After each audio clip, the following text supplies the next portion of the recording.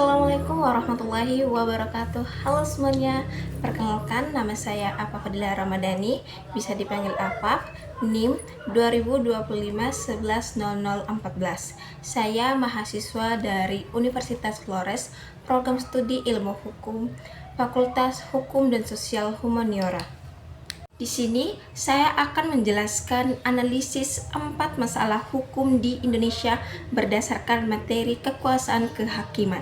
Dahuluan, kekuasaan kehakiman merupakan kekuasaan negara yang merdeka untuk menyelenggarakan peradilan guna menegakkan hukum dan keadilan. Sebagaimana diatur dalam pasal 24 UUD NRI tahun 1945. Kekuasaan kehakiman dilaksanakan oleh Mahkamah Agung dan badan peradilan di bawahnya, serta Mahkamah Konstitusi. Dalam pelaksanaannya, masih terdapat berbagai permasalahan yang dapat menghambat terciptanya keadilan, kepastian hukum, dan kemanfaatan hukum. Oleh karena itu, diperlakukan analisis terhadap berbagai masalah hukum yang terjadi di Indonesia dengan menggunakan perspektif teori yang berbeda.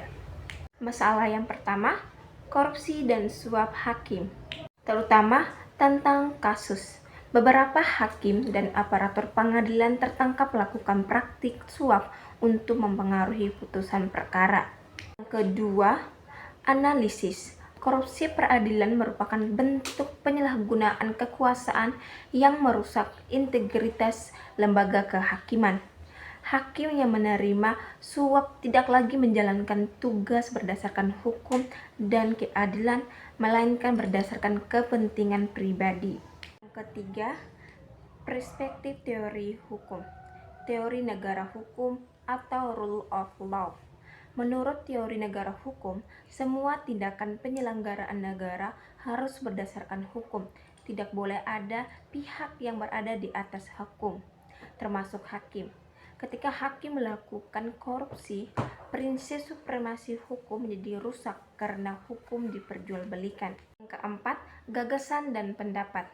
Perlu peningkatan pengawasan oleh Komisi Yudisial, transparansi persidangan, dan pemberian sanksi berat terhadap hakim yang terbukti melakukan korupsi. Menurut saya, korupsi hakim merupakan bentuk pelanggaran yang sangat serius karena menghancurkan kepercayaan masyarakat terhadap lembaga peradilan. Masalah yang kedua, lambatnya penyelesaian perkara di pengadilan. Pertama, masalah kasus. Banyak perkara membutuhkan waktu bertahun-tahun hingga memperoleh putusan yang berkekuatan hukum tetap. Yang kedua, analisis. Lambatnya proses penyelesaian perkara menyebabkan masyarakat sulit memperoleh keadilan.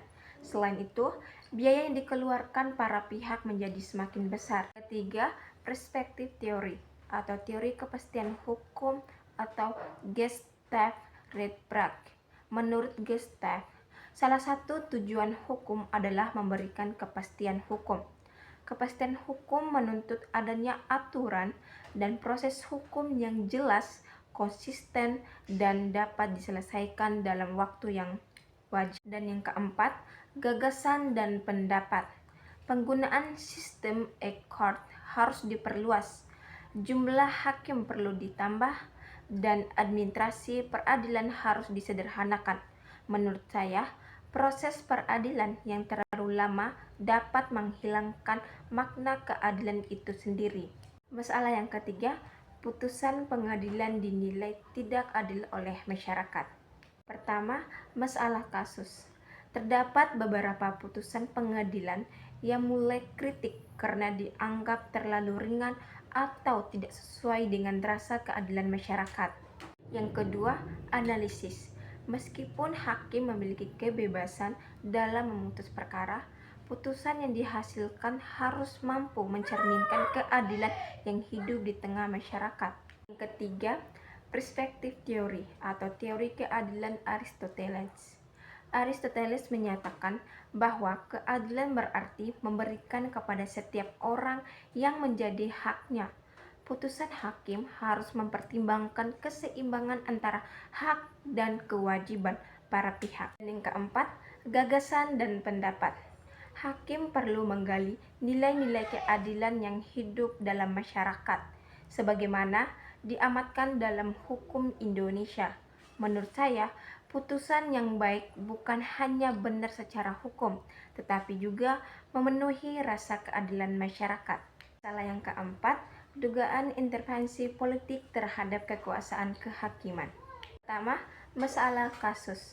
Dalam beberapa perkara yang melibatkan penjabat negara atau tokoh politik, sering muncul dengan adanya tekanan terhadap hakim atau lembaga peradilan.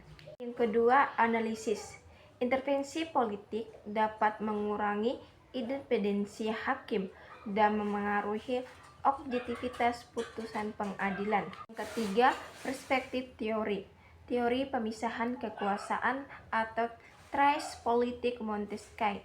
Menurut Montesquieu, kekuasaan legislatif, eksekutif, dan yudikatif harus dipisahkan agar tidak terjadi penyalahgunaan kekuasaan. Kekuasaan kehakiman harus bebas dari campur tangan lembaga lain. Dan yang keempat, gagasan dan pendapat. Negara harus menjamin kebebasan hakim dalam memutuskan perkara tanpa tekanan dari pihak manapun. Menurut saya, independensi peradilan merupakan syarat utama terwujudnya negara hukum yang demokratis.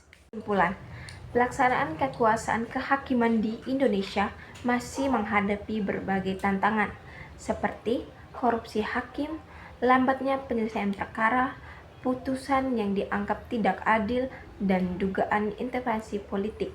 Setiap permasalahan dapat dianalisis melalui perspektif teori yang berbeda, yaitu teori negara hukum, teori kepastian hukum, Gustave Rechthof, teori keadilan Aristoteles, dan teori pemisahan kekuasaan Montesquieu.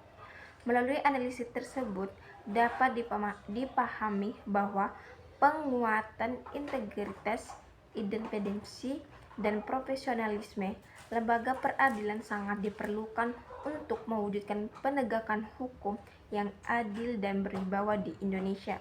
Di sini saja materi yang saya sampaikan tentang analisis 4 masalah hukum yang ada di Indonesia berdasarkan materi kekuasaan kehakiman. Sekian dari saya.